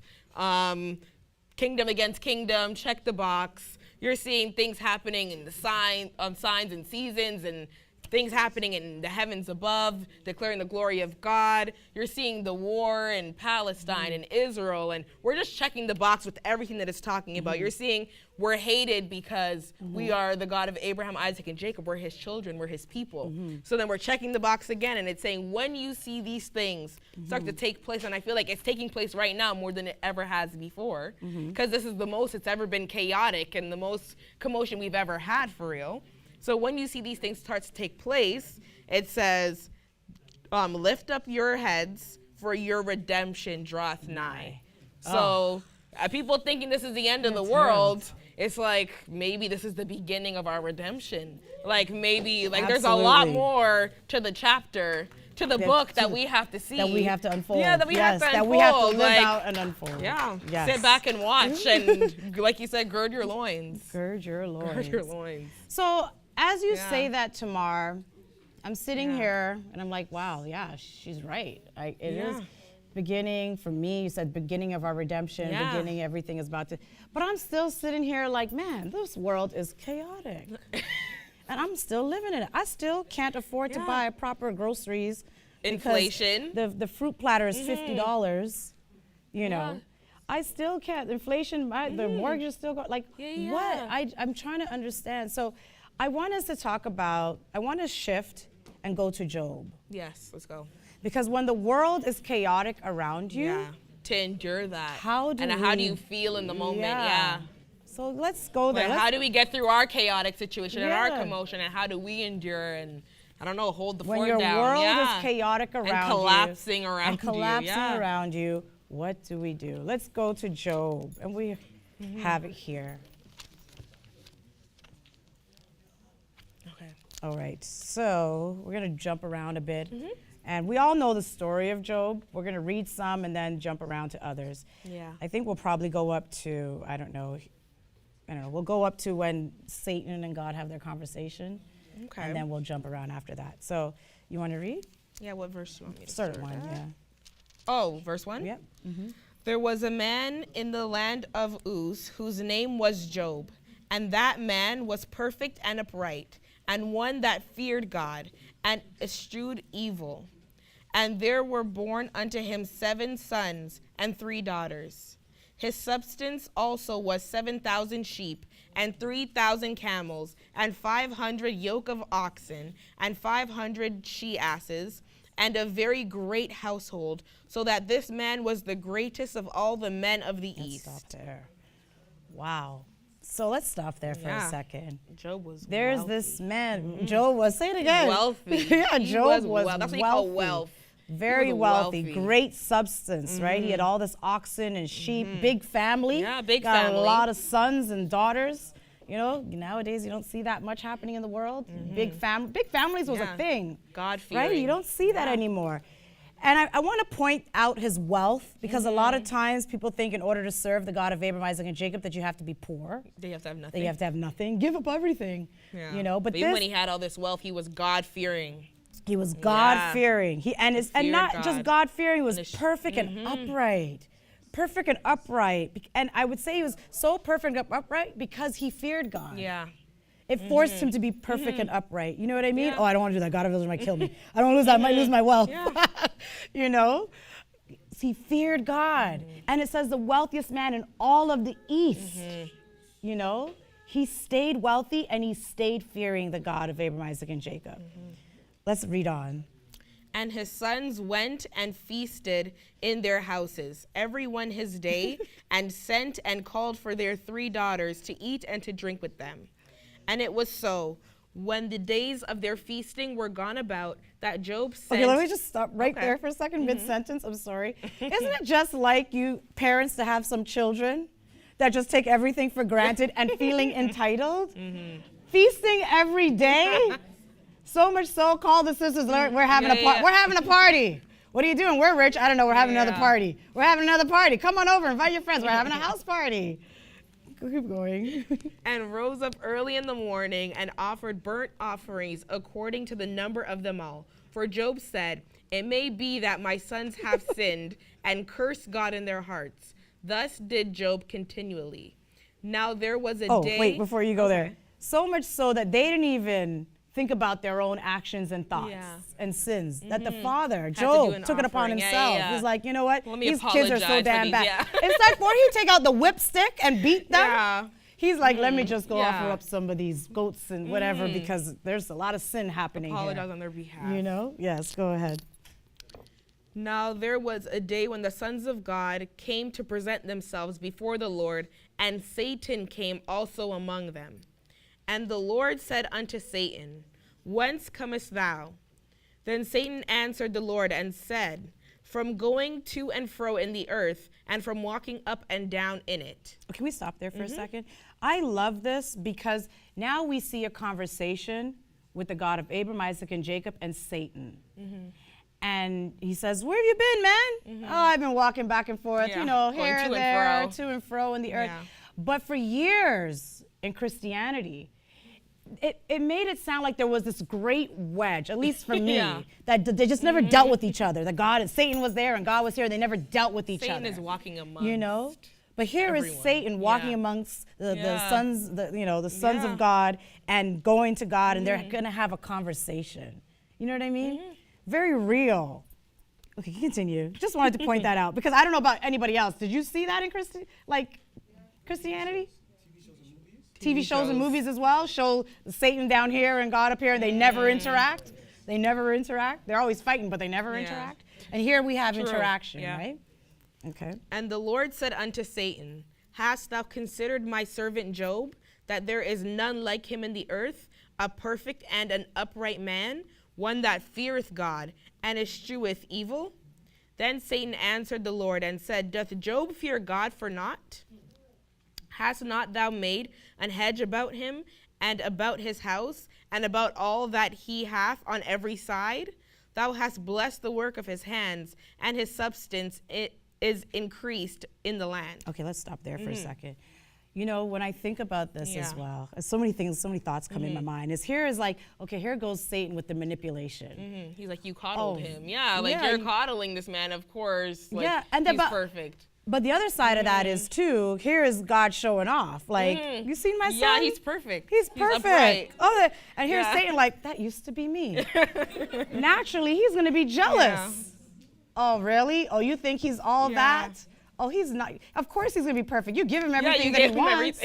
Of course. The jealousy is spewing out, right? He's showing his ugly face. The jealousy is coming out full force here. So he says, why? Well, you're talking to somebody like your dad. Well, it's because you give them everything. Yeah, she's spoiled. But really, he's just jealous, you know? Yeah. All right. 11, I think. 11? Yep. But put forth thine hand now, and touch all that he hath, and he will curse thee to thy face. And the Lord said unto Satan, behold. There's a bet. That sounds like a bet. I bet like a bet. You, if you took all of that, he will curse you to the ground. The first chance he has. Yeah. And the Lord said unto Satan, behold, all that he hath is in thy power. Only upon himself put not forth thine hand. So Satan went forth from the presence of the Lord. And there was a day when his sons and his daughters were eating and drinking wine in their eldest brother's house. And there came a messenger unto Job, and said, the oxen were plowing, and the asses feeding beside them, and the Sabeans fell upon them, and took them away. Yea, they have slain the servants with the edge of the sword, and I only am escaped alone to tell thee. While he was yet speaking, there came also another and said, the fire of God is fallen from heaven. The fire from where? From heaven. Oh, wow. Fallen from heaven. The fire of God is fallen from heaven, and hath burned up the sheep and the servants, and consumed them. And I only am escaped alone to tell thee. While he was yet speaking, there came also another, and said, The Chaldeans made out 3 bands, and fell upon the camels, and have carried them away, yea, and slain the servants with the edge of the sword, and I only am escaped alone to tell thee. While he was yet speaking, there came also another, and said, Thy sons and thy daughters were eating and drinking wine in the eldest brother's house. And behold, there came a great wind from the wilderness, and smote the 4 corners of the house, and it fell upon the young men, and they are dead, and I only am escaped alone to tell thee. Ugh. Then Job arose and rent his mantle, and shaved his head, and fell down upon the ground and worshipped. Let's stay there for a second. Everything was taken. There. His kids, the wealth. It's just one thing after the other. Like when it rains, it pours. I want to, Like when it rains, it pours. Yeah. And it said, while yet he was speaking, While yet he was speaking, another. This hurricane effect, this earthquake effect, this domino effect kept happening, right? But I want to live in the space of like, here was this good Israelite, this good man, wealthy, living his everyday life, walking about his everyday life. All of us, would we say we're just living our Israelite life, walking about? Would you say that today? Just walking about. No, some of you guys seem unsure.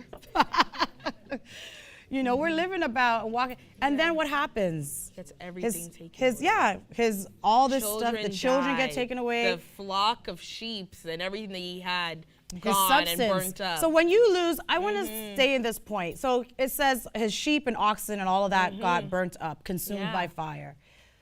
Today now, you know, if you don't get a paycheck. I was going to say a paycheck, next week. How do you feel? For whatever reason it's taken, you lost your job, you're fired. What do you feel like? Helpless, Helpless? Someone, I heard disheartening, depressed, miserable. You can't get to buy and do the things you need to do, right? 6 months from now, you still suffering. Still suffering. You can't pay your bills for up to 6 months. Still suffering. So you lose all this abundance. That has to take a toll on you. Yeah, mentally, physically, spiritually. Yeah, like it said, I he heard, rent his garment and shaved his head. Like, all you can do is mourn. Maybe when you lose your abundance, the first thing you say is, oh my gosh, what's happening? Yeah. Okay, what's happening? How come all my cattle? Okay, I'm a wealthy man. I'm smart. I know I can go make this money back, go get some more, and maybe go down to the market and buy some and, you know, mate them and all that stuff and get my wealth back. But then it went down to his children. Kids, he lost and we don't know how old Job is. The scriptures doesn't say how long Job suffered, right? It didn't say how long his suffering was. It does say that it's when his friends came to basically console him or talk sense into him or get him to curse God, that it took 7 days and 7 nights that they had this discourse with them. But it doesn't include the days that they traveled. So it doesn't say how long his suffering is. It was long. I can guess it was long suffering. You think it was long? And could you endure? Because then you lose your children. Yeah. And oh my gosh, you know, everyone here, I'm sure everyone in this room has been to a funeral or lost a loved one. The type of pain that comes with losing a loved one. You know, when I think about Isaac, you know, it's when Isaac lost his mama, because he was, you know, I would say he was a mama's boy. When Isaac lost his mama, it said he cried and he mourned so much that he wasn't comforted until he got married. Right? I heard a out there. Someone could corroborate? Thank you, Auntie Shernette. I can always count on you. You know, he didn't feel good. He didn't come back to himself until he got a wife. And here is Job losing everything, down to his children. He said, this is the last straw. I don't know what's going through your mind. God hates me. God hates me. Or what did I do to deserve this? What did I do? It says his friends came to talk. What did I do to deserve this? His whole world around him became chaotic and start to collapse. Just like we say with Israel, the family, the whole world is chaotic and beginning to collapse. His whole world was collapsing around him, so much so that he lost his children. And everyone's saying, curse God and die. But what does he do? He immediately started worshiping the God of Israel. And I want to ask everyone here, would you do that? You see your world collapsing, what would you do? Ball? I heard someone said they would ball. Yeah. Celebrate. Someone Okay. said celebrate. Interesting. No, that's why I always understood the wife, because I'm thinking, because he's God of Israel fearing, Yeah. I understand the wife saying, like, what more is there? Just do something to die, because there's nothing better. Well, he said to himself, it's better that I wasn't even born. Like, why? Curse the day I was born. Yeah. Why even have to be here? Like, you think to yourself, you probably, like, anyone ever been sad? You just kind of isolate yourself. Yeah. You cocoon up in your All room depressed for like a and week. yeah. You turn off your phone. You don't call anybody. Your friend calls to try to talk sense into you. You listen like, yeah. And Okay. the last thing on your mind to do is worship. The last thing you think about. Who honestly gets into a very bad vibe and the first thing they do is fall on their face, worship and pray? You're under the covers. You're under the covers. You're under the covers. Under the covers. Yeah? Who thinks I'm going to go, prayer's going to help me now? Yeah. You're carnal. Yeah, At that you're point, you're numb. Yeah. At that state, you're numb. Yeah. I think it's also important to point out as like a side note is that even us as like Israelites, a lot of us are like, okay, we're Israelites, we're God-fearing, so nothing can touch us. Right. We're perfect. Yeah. Nothing will come against us. Like, why am I suffering if I serve the God of Israel? Like, I shouldn't be suffering. Maybe it's because God of Israel's not real, or I'm serving the wrong God, or God of Israel hates me, he's punishing me. But it's like, Job was perfect. Job was and upright. Yeah. And even him, his entire world collapsed around him. So for you to feel like, okay, we're Israelites in the present day and age, like, if I was Nothing's really gonna serving the true and living God, this wouldn't happen to me. I should be bulletproof, and Yeah, we're no immune. Job. Yes, we're and we're immune no to Job, this. and We are the the worst of the worst was happening to the worst Job. of the worst, the target, Yeah. right? And He then was the target, He yeah. was a target because what I like about this is behind the curtain, so to speak, this was between God and Satan saying, test him out. Yeah. But he has no clue that that's going on. Yeah. But we have insight to this. Even like we just we read, know yeah. about what's happening here, and we know about what's happening here now. That the whole world, we are the target, trying to keep us away from serving our God. Yeah. And I had a little chuckle with Tamar last night because she has her whole plans. And I'm not, unless you say it, I won't say it. No, you can say it. She has her whole plans laid out my for. strike. It's My nice to be strike. young Yeah, and yeah. 20-something, isn't it?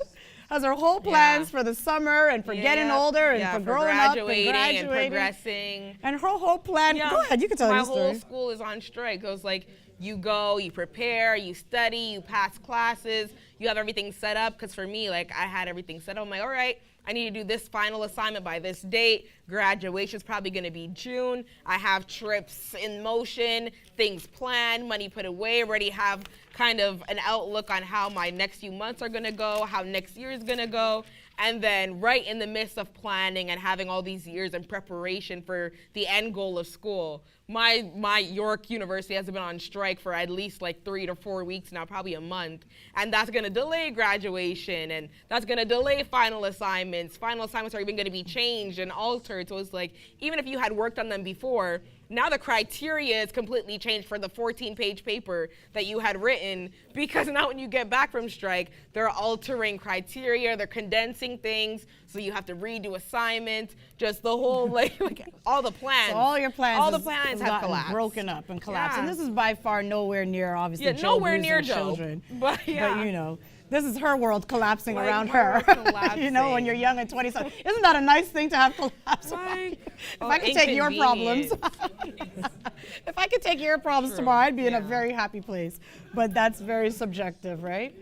But I totally get it. So, but you didn't crawl up in a bed and isolate and die, I didn't right? completely Yeah. just exit out of school Right. and drop out and like, you know what? This is beyond me. I've worked too hard for this. Yes. Let me drop school You're gonna and not stick it out to the end. The only way that you can receive your reward at the end or even make it to the finish line is enduring the course. That's so right. it's like if I drop out now, it's like it's everything that you have done up until this point is for naught. That's right. So That's unless right. you're gonna endure and buckle Excellent. down, then Excellent. you can never reap the reward if you Absolutely. abort mission. So it's like all you Absolutely. have to do right now is just wait until things rectify, stay the course, and hopefully at the end of however long the strike is, however long of the Yep. suffering or of the pain is. Because you said it cannot Yeah. be for naught. It can't be for It naught. cannot be for naught. So you have to go through the course and hopefully you reap your reward at the end of the course. And in all of this, remembering who our Father is, right? Because it will happen. I'm going to fast forward to chapter 36 in Job and verse 5. Chapter 36. Yep, wait, because we just did the whole story in like 5 minutes. Go home, for those of you that don't know it, the new faces in the crowd, read it and just dive into it, enjoy it, ask questions. You know, it's a good one. And then because we have one more, hopefully we get to that. One more scripture I'd like to get to, just to end on another note, you know. Because again, we talk about this world in chaos and the state of the tribes and what's happening. But I just want to end with Job here. Behold, God is mighty and despiseth not any. He is mighty in strength and wisdom. He preserveth not the life of the wicked, but giveth right to the poor. He withdraweth not his eyes from the righteous, but with kings are they on the throne. Yea, he does establish them forever, and they are exalted. And if they be bound in fetters and be holden in cords of affliction, then he showeth them their work and their transgressions that they have exceeded. He openeth also their ear to discipline, and commandeth that they return from iniquity. If they obey and serve him, they shall spend their days in prosperity and their years in pleasure. But if they obey not, maybe I should have ended there. Yeah, you should end on a high note. You know, but if they obey not, they shall perish by the sword, and they shall die without knowledge. We don't want to be a people that dies without knowledge. We talked about Job. He fell on his face. He worshipped. He cried out to the God of Israel. And instead of saying, God, why me? Why me? Why is this happening to me? Oh my gosh. Or listening to his friends and lending ear to his friends to go down further into a pit, he instead worshiped God, blessed God, and was thankful for his life. You know, he said he didn't want to be born. Better he had not been born. But he said, I will not curse God, basically, right? I want to we have like, 10 minutes left? 10 minutes. Let's go a to. little hand up. Go quickly. ahead. Yes. Oh, gotta make it to Yeah, the we're mic. gonna go to James 5. I told you guys I'm excited. And this So will you be the guys last of it. went into Job. My favorite, so I hope you guys just read a little bit of it. My favorite story with Job is also, because this is how I learned, is also the friends. Like we're always talking about Job, but we don't see the friends.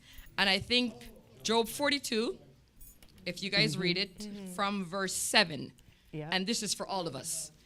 If you guys could read it, not me. Oh, you want us to read it? Okay. Oh, you can read it in the mic. Do you have it open? Yeah. Job 42. Oh no, the print is too small. Job 42 from verse 7 onwards. My favorite scripture in this, one of them in the story It'd be of Job. nice if you could have read it. About the friends. Yeah, so with friends, it's tricky, right? Because you want to surround yourself with positive influence, because you can have friends that don't, right? They don't, they could, like I said earlier, lead you down further into a pit instead of uplifting you and telling you, hey, you're missing the point here. Hold on, let's Job get to 42, Job 42, verse 7. Yeah. And it was so that after the Lord had spoken these words unto Job, the Lord said to Eliphaz the Temanite, my wrath is kindled against thee and against thy two friends, for ye have not spoken of me the thing that is right, as my servant Job hath.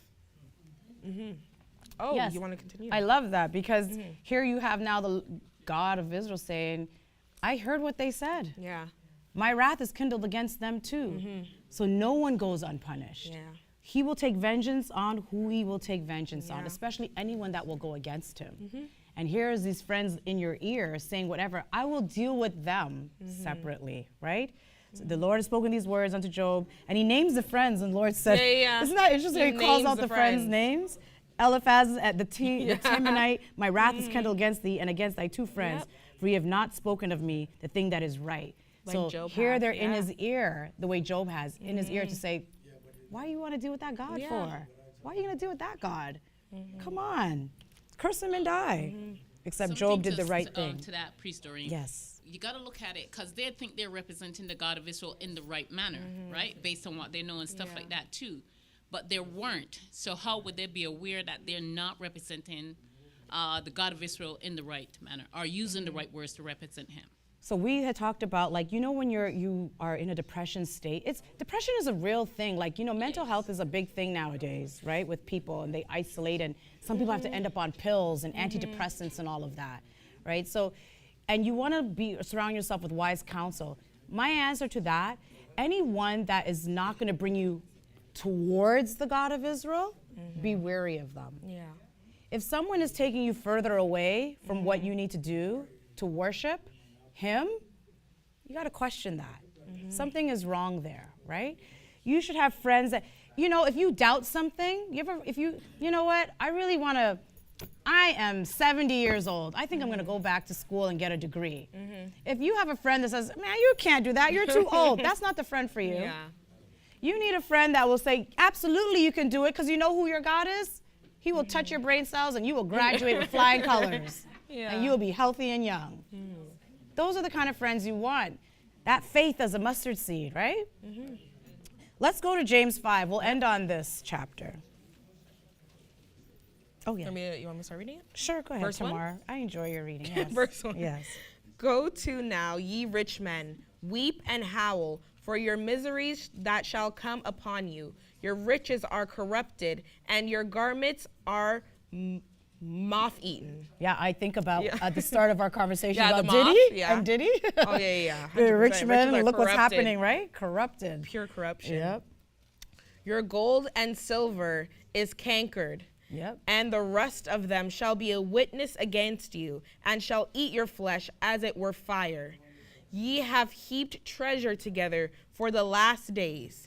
Behold, the hire of the laborers, who have reaped down your fields, which is of you kept back by fraud, crieth, and the cries of them which have reaped are entered into the ears of the Lord of Sabaoth. Sabaoth? Yep, Sabaoth. I love that. The fact that here you have the empires, kings, whoever sits on the top, reaping all the reward and riches. And you have the lowly, the people that are afflicted, that are hated. You're worse amongst everybody else. Your cries are reaching the heavens. As a matter of fact, not just the heavens, but into the ears of the Lord. And they're heard. Okay, continue. Ye have lived and we've labored, right? in pleasure on the earth, and been wanton. Ye have nourished your hearts as in a day of slaughter. Ye have condemned and killed the just, and he doth not resist you. Be patient, therefore, brethren, unto the coming of the Lord. Behold, the husbandman waiteth for the precious fruit of the earth, and hath long patience for it, until he receive the early and latter rain. But ye also patient, establish your hearts, for the coming of the Lord draweth nigh. Grudge not one against another, brethren, lest ye be condemned. Behold, the judge standeth before the door. Take my brethren, the prophets, who have spoken in the name of the Lord, for an example of suffering, affliction, and of patience. Oh man, isn't that something? Every time we've killed our prophets, we kill our leaders. Anytime that someone tries to talk good sense into the Jacobites, into our people, we kill them, affliction, long suffering, right? Continue. Behold, we count them happy which endure. Ye have heard of the patience of Job, and have we just talked about the patience of Job, and have seen the end of the Lord, that the Lord is very pitiful and of tender mercy. But above all things, my brethren, swear not, neither by heaven, neither by the earth, neither by any other oath, but let your yea be yea, and your nay, nay, lest ye fall into condemnation. Is any among you afflicted? Let him pray. We just talked about prayer, right? The power of prayer, guys. You know, when we are in chaos, when things are happening, we saw what Job did. He dropped to the ground, he rent his clothes, removed his mantle, rent his clothes, sackcloth and ashes, and worshiped God and prayed and blessed the Lord. And here we are now. James is saying, pray. If you're afflicted, pray. Pray. There's so much power in prayer. Continue. Is any merry? Let him sing psalms. Is any sick among you? Let him call for the elders of the church, and let them pray over him, anointing him with oil in the name of the Lord. And the prayer of faith shall save the sick, and the Lord shall raise him up. And if he have committed sins, they shall be forgiven him. Confess your faults one to another, and pray one for another, that ye may be healed. The effectual, fervent prayer of a righteous man availeth much. Elias was a man subject to like passions as we are, and he prayed earnestly that it might not rain, and it rained not on the earth by the space of 3 years and 6 months. I'm going to stop there. Does everybody remember that with Elias? What do you remember of that? So he says, you pray a fervent prayer. We talked about the woman with the 2 mites, and she prayed, and when she gives, she prays, right? And here we have Elijah, who prayed. Everybody remember the prophets of Baal and Elijah? And Ahab and Jezebel? So he went to Ahab. There was a famine, well, before the famine. You know, he went to Ahab and says, you know what? He's going to pray. You can go back and read this in 1 Kings 17 and 1 Kings 18 for reference. But it's being brought up here, so I'm bringing it up. He prayed and said, you know what? There's not going to be any rain here. He prayed. Well, some people will say it might have been a prophecy. But it said, there's not going to be any rain here. No rain for a few years. And then that much power. Like even with Gideon, and Joshua, even when it says, let the sun stand still. This is how much power we have, our faith in the God of Abraham, Isaac, and Jacob, that we can even cause things in the heavens to do things for our behalf. He says, there's not going to be no rain. For a few years, there were no rain. And guess what? And it was a fervent prayer. And then he says, you know what? Rain came when the prophets of Baal, when he went in 1 Kings 18, and he prayed again. The heavens opened up and an abundance of rain poured down. He stopped with prayer. He stopped rain for a few years. Well, the scripture says 3.5 years. Do you believe you can possess that power? Do you believe? Elder Harris says you can make that? Okay, good. Maybe we should do some bet. The power of the prayer. I just want to emphasize it here because it's happened time and time again with our people, and it happens now again. When chaos is happening around you, when the world is collapsing, you can pray an earnest, fervent prayer and say, sun, stand still, or let the rain stop. And ask the God of Abraham, Isaac, and Jacob to do something in your life. It can happen. Yes, absolutely. And we'll end it. Want to end it there? No, you mean finish it off. And he prayed again, and the heaven gave rain, and the earth brought forth her fruit. Brethren, if any of you do err from the truth, and one convert him, let him know that he which converteth the sinner from the error of his way shall save a soul from death, and shall hide a multitude of sins. Selah and Selah. Amen. Amen. Very good. Thank you, everyone. Tamara, that was awesome. I enjoyed being with you up here. Brethren, we hope you enjoyed today's afternoon message. No matter if the bridges are falling, no matter if the state of the tribes are committing terrible acts, whatever it is, war in Kenya, if hunger strikes in Kenya, war in Gaza and Haiti, whatever's happening, stay fervent, stay steadfast. Amen. Let's stay together, be one, and let's stay prayered up and prepare ourselves because the end times, they are coming. They may not be tomorrow because no man know the hour, but it's coming, and let's stay girded up. Gird your loins, brethren. Peace.